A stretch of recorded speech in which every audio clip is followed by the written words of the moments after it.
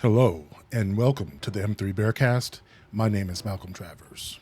Male Media Mind is a grassroots organization dedicated to uplifting and unifying our community through dialogue, insight, creativity, and knowledge.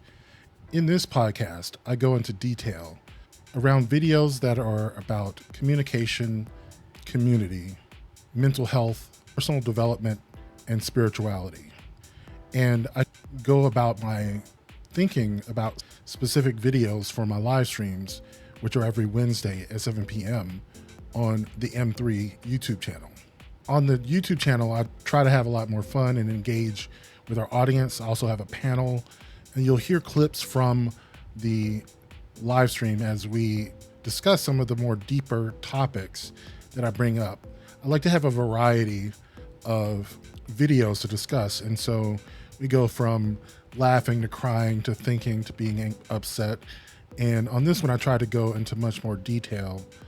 So let me get into it. So in my first video, I'm discussing perspective, and specifically the perspective of us in the universe, how very small we are, and how does that change our perspective of who we are.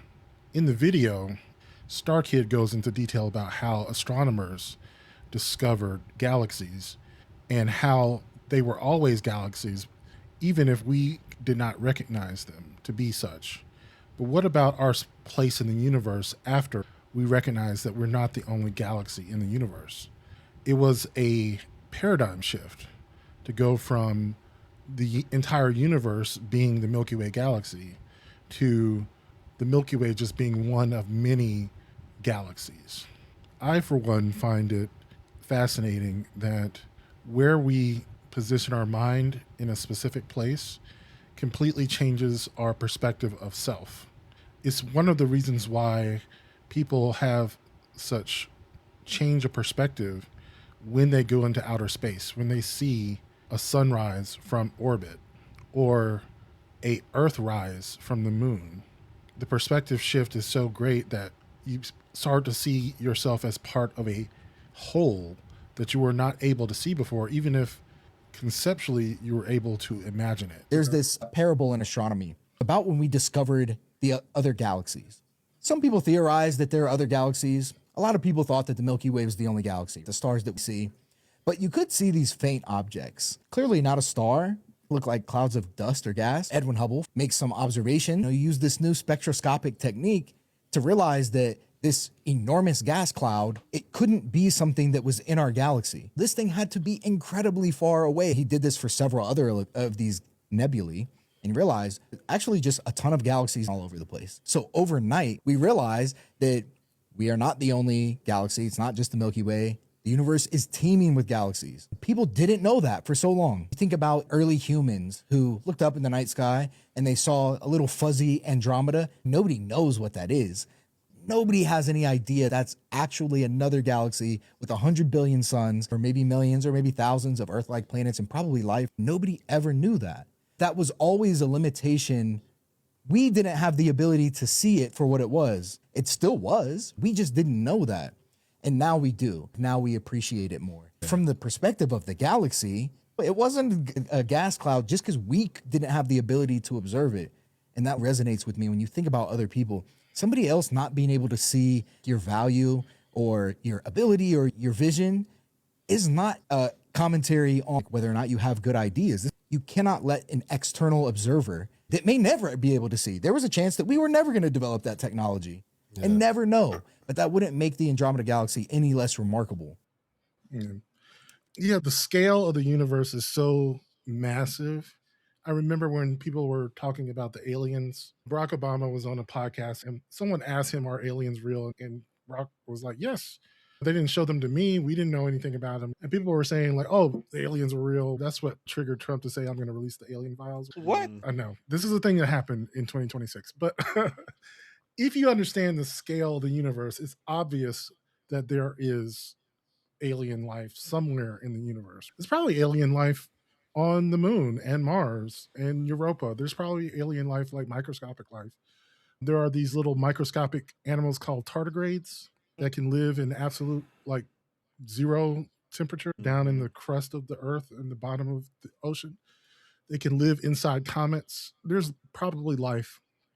The problem is the vastness of the universe is incomprehensible, right? So in our galaxy, Alpha Centauri is the closest star to us, is about 4 light years away. That would be about 50,000 years at the top speed that we can currently travel to get to that star system. 50,000 years. That's the closest star. There are about 100 billion stars in our galaxy, and all of them are much, much further away than that star.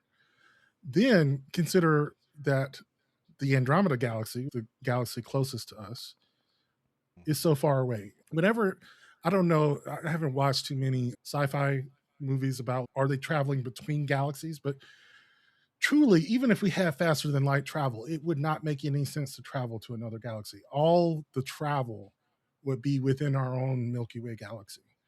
But because of the way light works and because of the universe, we can actually still see those galaxies. The light years that they are away is one of those numbers that's incomprehensible.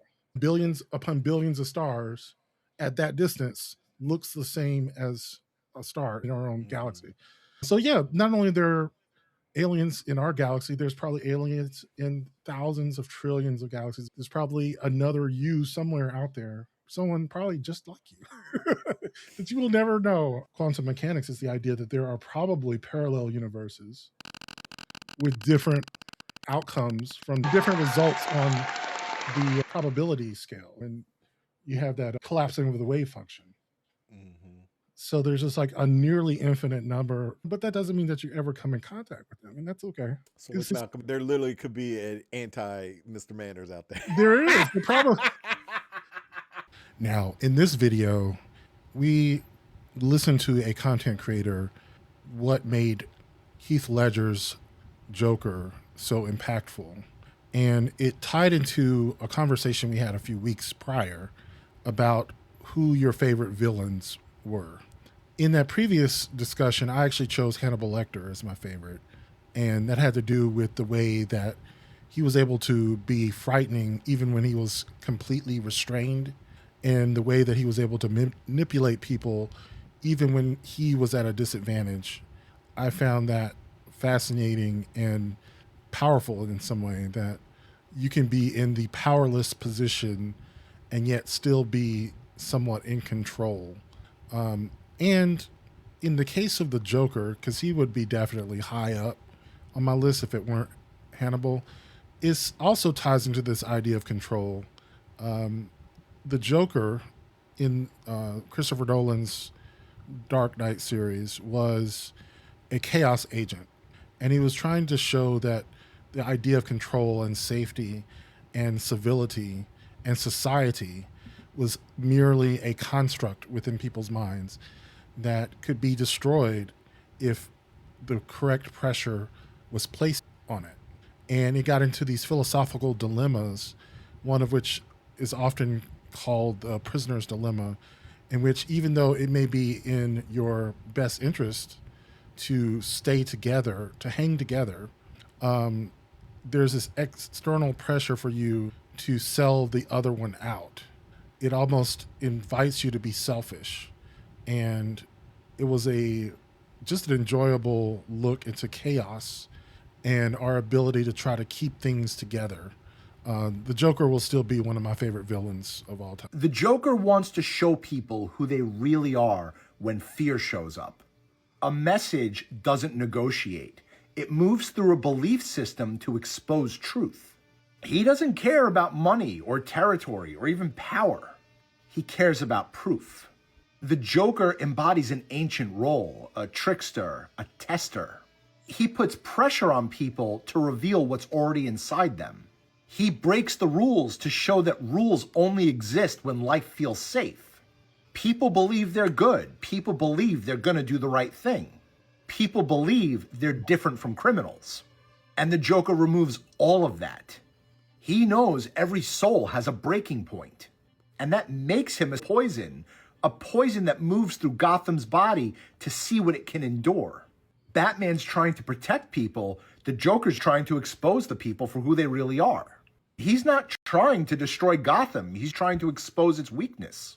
And that's the genius of Nolan, how he shows the Joker's true power. He doesn't want to end the world. He wants to expose the lie that's holding it together. What is your favorite Heath Ledger Joker line in The Dark Knight? From before, when we were talking about favorite villains, Heath Ledger's Joker is probably high up there for me. We're going through some of the most chaotic news cycles that anyone can imagine. Donald Trump in his second term is flouting all the norms of presidential politics. He is breaking the law. He is breaking norms. He's starting wars without any sort of announcement or buy-in from Congress or the American people. And yet, it may behoove us to look back into the 2000s and recognize that what we have survived already was incredibly chaotic in and of itself. So the 2000 presidential election, the terror attacks of 9/11, the growth of the internet and of the surveillance state. The financial collapse in 2008 is still echoing in our economy and culture today. So will this decade be more than the 2000s? I mean, I guess so. I don't know. Like this, it's pretty bad. Starting off with a pandemic is a really great way to beat the 2000s and, go into another war. But it's just interesting how perspective sort of shifts as we get further away from it, the less chaotic it seems. A lot of people think we're living through a uniquely tumultuous or crazy period. This is not obvious to me. The 1910s, 1940s, 1960s, and 2000s all seem at least as crazy. Okay, I was only alive for one of these decades, the 2000s, but if what we're going through right now in the 2020s, let's say that's an 8 on the chaos scale. If so, I would rate the 2000s at about, 127. This is not a competition, but I think when people look back and they see that the decade was bookended by the 9/11 attacks and the 2008 worldwide financial collapse, they tend to think of those as singular events. Yes, 9/11 was bad, but it wasn't one thing. It was 10,000 things. It was the same fire hose of headlines and outrages that you see today, only we just didn't have smartphones. I don't ever hear anybody talk about the anthrax attacks. This was a week after 9/11. Somebody sent a bioweapon through the mail. It killed several people. Everyone was scared to open their mail for months after this. And I don't hear anybody talk about this anymore. It's one of the many stories that just got lost in the chaos. The reason you have to take off your shoes at the airport is because just a few months later, somebody tried to blow up a plane with a bomb they built into their shoes. If this had gone off, it would have brought the plane down. Just 2 months after 9/11, nearby, another airliner went down in a residential neighborhood in Queens. When this happened, everybody thought it was a terror attack and it turned out to just be an accident. But that plane had a 9/11 survivor on it. Before that, you had the wildest election ever. The 2000 election was so close that it came down to a few hundred votes. They had to count the votes by hand, but counting them by hand damages the ballot so much that to this day, we do not know who should have won. The Supreme Court declared George W. Bush the winner, and world history pivoted on that decision. So like the war on terror after 9/11, that was an avalanche of daily or even hourly headlines. In 2003, there were worldwide protests of this war that included 36 million protesters. It was the largest protest of anything ever. And this was all organized in an era prior to social media. All of this was happening under the umbrella of the internet, which was brand new. In the 2000s, it was becoming mainstream. Within that decade, we went from a world where most people still did not have an internet connection at all to a world where the internet ran absolutely everything. We still don't grasp the fundamental cultural changes that came with the internet. Religious belief in the United States fell off a cliff with the internet. And then you get to the financial crisis of 2009. We never recovered from this. The country was permanently different after this point. You can look on almost any graph. Look at the birth rates. Look at the rates of people having mental health issues. And you can find 2008, 2009 on the graph. And keep in mind, the wars are still happening this entire time. And as that war went on, you kept getting this drip of revelations, of scandals and failures and abuses. You got the surveillance state and the total loss of privacy for citizens. It was just a combination of a series of huge world-changing events that came with the technology that let us all monitor it on a minute-by-minute basis. The amount of crazy, outrageous headlines the average person saw in a day probably went up by, 10,000%. So yeah, this is not a competition, but having lived through both eras, most of the crazy stuff happening now is still just an offshoot of what happened in the 2000s.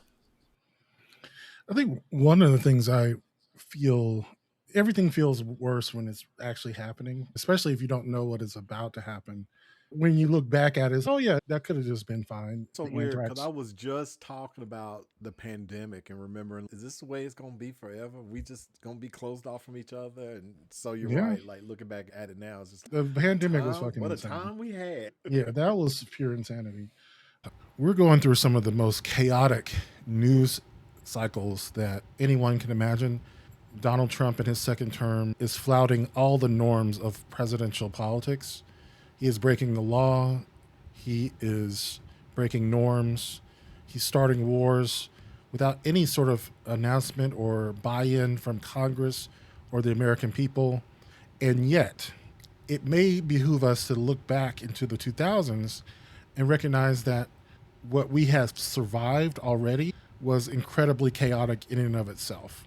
So, the 2000 presidential election, the terror attacks of 9/11, the growth of the internet and of the surveillance state.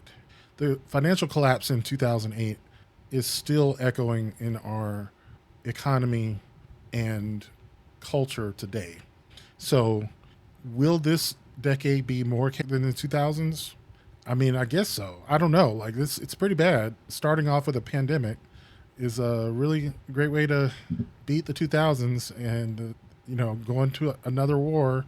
But it's just interesting how perspective sort of shifts as we get further away from it. The less chaotic it seems. It's not selfish to take time for yourself so that you can be more available to the people in your life and to our society and to our planet.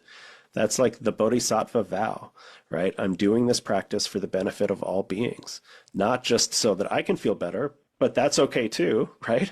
When I'm able to be more of the person I want to be, then I can be more available. That is what engaged mindfulness is really all about. It's that balance, that push-pull.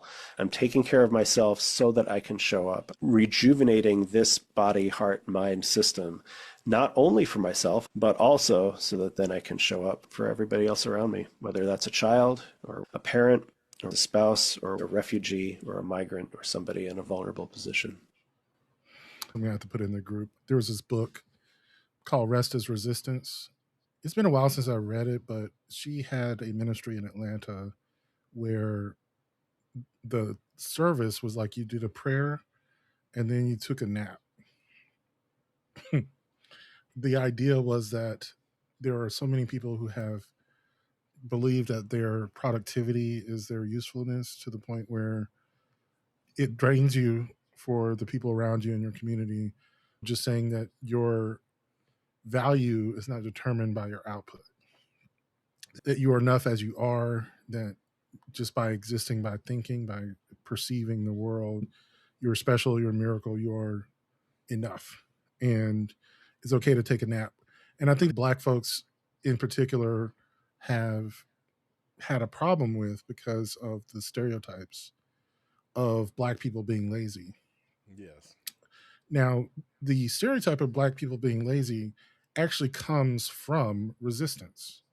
One of the ways that slaves were able to have some autonomy while being enslaved was to slow down when you're being forced to work and you're not being paid. Yeah, one of the ways you did it was like break the instruments. If you had to saw wood, you wouldn't sharpen the saw. And oops, the saw's broken. I can't do anything. So you're fucking forcing me to do things. I'm gonna put some gunk in the gears. I don't want to work I'm not for full speed. but I do feel like some people have internalized that idea of don't look like you're lazy. And some people feel like to be lazy, truly to be lazy, is a sin, and it is not. Laziness is just a sign that you are not aligned with what you're doing. It is not energizing you. It is not motivating you to do what it is you want to do. Because if you are actually aligned with what the work that you're doing, there's never enough time in the day to do everything you want to do. There's just not enough hours. If it's something you really want to be doing, it's goddamn, I got to go to bed. I thought about that with Dr. Pookie when he tells me about what he's doing, writing grant proposals and bringing education to people within the school system. And basically what he does is education grants. And he will work to 2 a.m. and not realize that, oh, yeah, I need to go to bed. I need to sleep. I think that when you like what you're doing, you try to do it as much as you can. And laziness is a sign that you're misaligned. Our ancestors were, even if it wasn't intentional, they were misaligned. Like they didn't want to be there. Who wanted to be there? And the people who wanted to be there, the scariest part is that there were people who were deluded enough to want to be there. And so we talk about the difference between forgiveness and acceptance. Two different concepts, but they have a similar valence, right? So forgiveness is, in a sense, saying that you come to some sort of understanding as to why someone did a certain thing, that you no longer feel the need to get even with that person. Acceptance is similar to that, even though there may be some sense that you want to get even or that they deserve punishment. Forgiveness, I feel like, is acceptance plus grace, right? Acceptance is saying, I can still say fuck you, but I can accept the fact that I'm never going to be able to change you. I'm never going to be able to change the situation. And no matter what my opinion of it is, I've got to learn how to live with it. And, I feel like forgiveness is optional. Acceptance is mandatory for any sort of situation that you find yourself in. And we had an interesting discussion about that on the live because, even as the video was playing, we were not feeling the concept of acceptance. And I think it's perfectly natural not to want to. I want you to think about one thing or person in your life that you dislike. And think about all of the circumstances that made them this way. Recognize that this person maybe even is being an asshole on purpose. They have lived a life where they have learned to be assholes, where they are rewarded for being assholes. So why would I expect them to be any different? And once you realize who they really are or what the situation really is, take a deep breath and have some compassion towards it. So how do you practically do this? Recognize that this person is the way they are. They're entitled asshole because they have lived a life where that kind of behavior has been rewarded. Maybe their parents were somewhat narcissistic, so they inherited a set of genes, surrounded by people who tolerate this behavior, so it just gets worse over time. But even then, the things that you dislike about them have been selected in their life. So once you notice that they are the way that they are, that this is basically in their nature, and even if they have the capacity to change, they have chosen not to, which is fine. They get to live their life the way they want to live it. You get to live your life the way you want to live it. Once you have compassion or acceptance, once you realize who they are, think about your situation dispassionately and start to develop a plan. How am I going to deal with this person? I'm not going to wish they were different, right? Because that doesn't really help you very much. It's not a good way to go through life wishing the people around you were different. This is the way that this person is. Accept it as a fact. Do it dispassionately. I'm not doing that because one of them is running the country. So, yeah, I'm not doing that. Sorry, but Why do you think he wants you to do that? if it's somebody not like Cankles, I get it. That's their circumstance, but they still are assholes. And Right. I get what he's saying, but it's just, no, I don't agree with that because they have the capacity to change and they got to Well, here's realize, a lot of people probably don't like me and they're okay with that because they're an asshole. So no, I'm not rewarding. I think what he's getting at is that people are the way that they are for reasons beyond who they are. Like they are here because their parents brought them into this world, right? They didn't choose to be here. They didn't choose the circumstances which formed their personality, and they didn't choose the reactions that people had to the way that they responded to the world. Like certain people, I've heard people say it like this, there are some people in this world who just hadn't gotten punched in the mouth hard enough yet. If Donald Trump, when he was 12 years old, pulled some of the shit that he did and just got hit so hard that he has flashbacks, that the first time he even moves his mouth to say that shit again, he'd be like, oh no, I'm not going to be an asshole right now. So I remember that ass whooping I got. People don't choose the circumstances of their life. So I think the point that he's getting at is not necessarily that forgiveness for its own sake. It's so that you can move easier through the world. Instead of moving through the world thinking that people should behave a certain way, they should be good, they should be kind, they should be intelligent. They are the way they are because of the circumstances of this world. Acceptance is different than forgiveness. Acceptance is just saying they're going to be that way.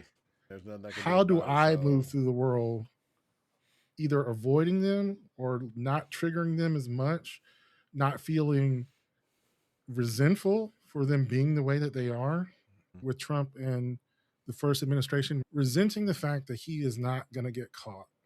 I get into it with Greg all the time about him losing, and I do love Amanda's L's for the week, but he's not losing.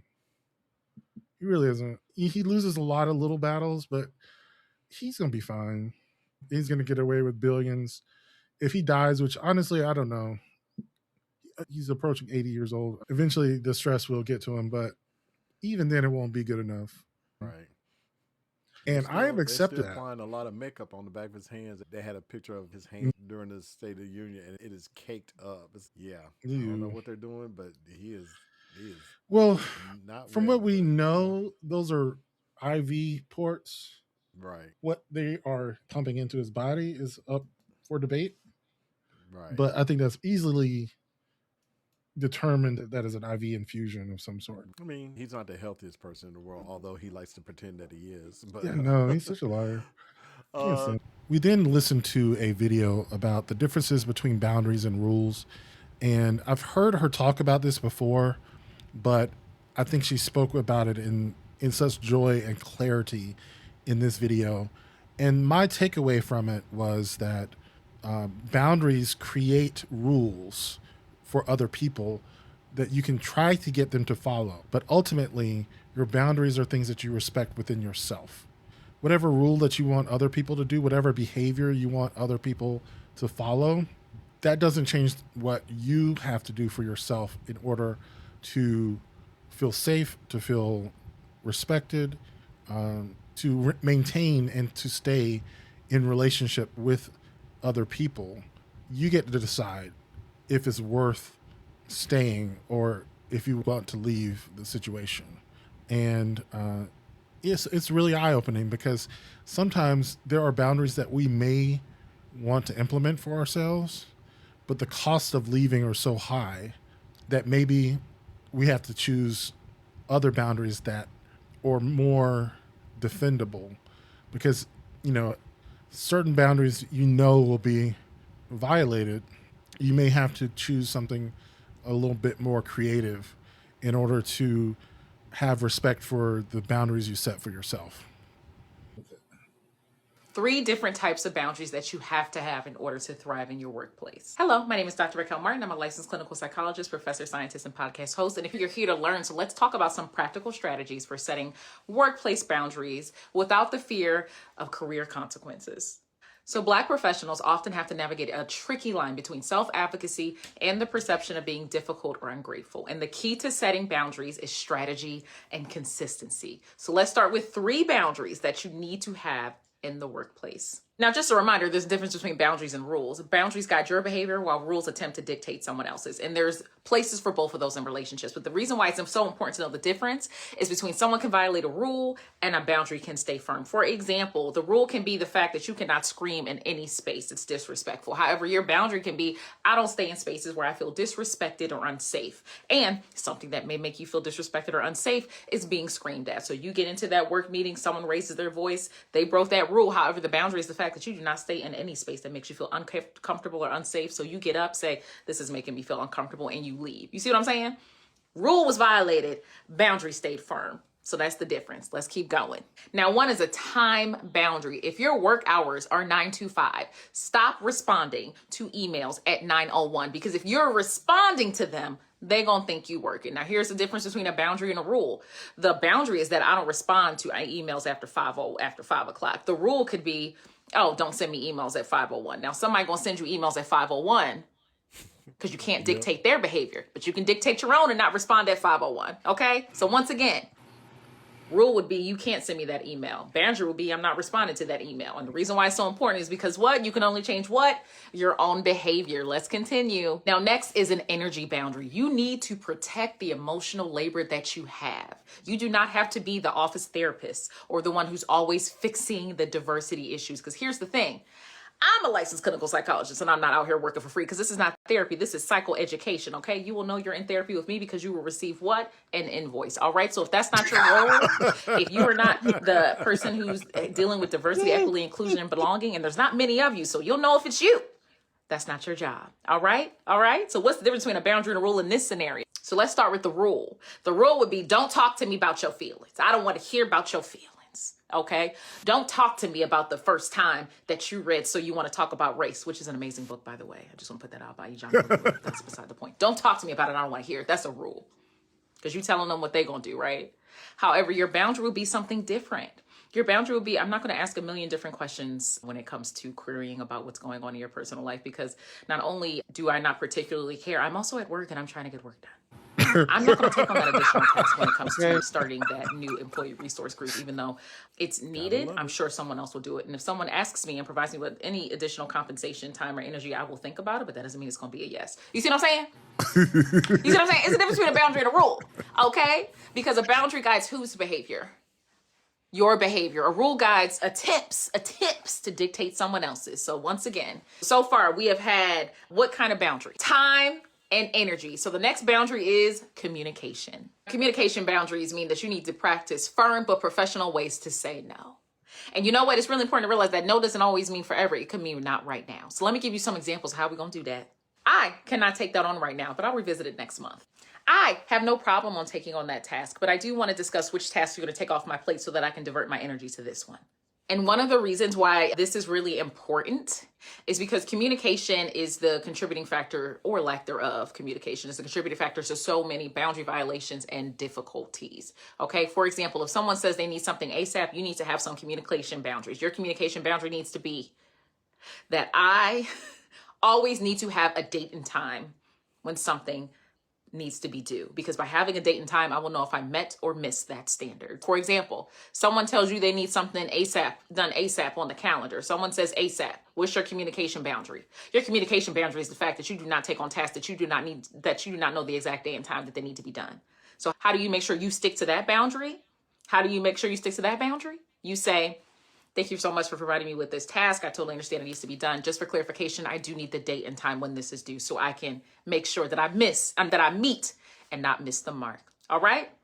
Boundaries are not about being defiant. They're about being clear and consistent so people can learn what to expect and learn what to provide you with. In addition, the reason why it's so important to know the difference between boundaries and rules, because when someone violates a rule, that's one thing. But when someone violates a boundary, that person is you. And you need to take some time within yourself to see what contributed to you violating that boundary, because you're the person who creates it, so you're the person who breaks it. So I did love that, because I've heard her talk about boundaries and rules before. And honestly, it didn't click for me until she gave some really concrete examples. And because I think we often talk about people violating our boundaries, but what that is, they're violating the rules that those boundaries contributed to setting, right? You ask someone not to do a certain thing, and you can call them rules, you can call them boundaries, you can call them whatever you want. But the difference is, a boundary is, I guess you could say, the rules that you set for yourself. And you're the only one who can violate your own rules for yourself. Like, when you decide not to leave a room where someone's yelling at you, you're saying now to yourself that it's okay for me to be here when I'm not comfortable. And you say, they might be having a bad day, I'm just going to stick this out. If you have a boundary, sometimes for the benefit of the doubt of the other person, you might want to violate your own boundaries. I get that. But when you do that, obviously, you're setting an example for them to break the rules that those boundaries set. And you're saying that it's okay for you to disrespect any of those boundaries of the relationship because you don't respect them. Like when you say you're not going to do something and you do it, And they're like, I can do whatever I want. No, you can't. Yes, Exactly. I can. Yeah, no, that was clarifying. I like all those too. The rule being don't email me after 5. The boundary being I don't respond to emails after 5. Yeah. So you can email all you want. Right, you can email me all you want, but it doesn't mean I I'm not moving respond. the answer, man. Yeah. All right, 8. All right, and that will do it for this episode of the M3 Bearcast. If you enjoyed this episode, please give us a 5-star rating in your podcatcher. And if you would, consider becoming a patron at patreon.com/mailmediamind. You'll get access to our after shows for our live streams, as well as our Telegram groups. We have a book club. We have a lot of discussions, and we're always looking for new ways to thank our patrons for their support.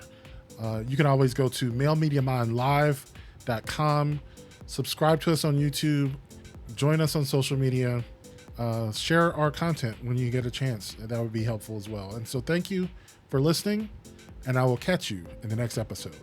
Peace.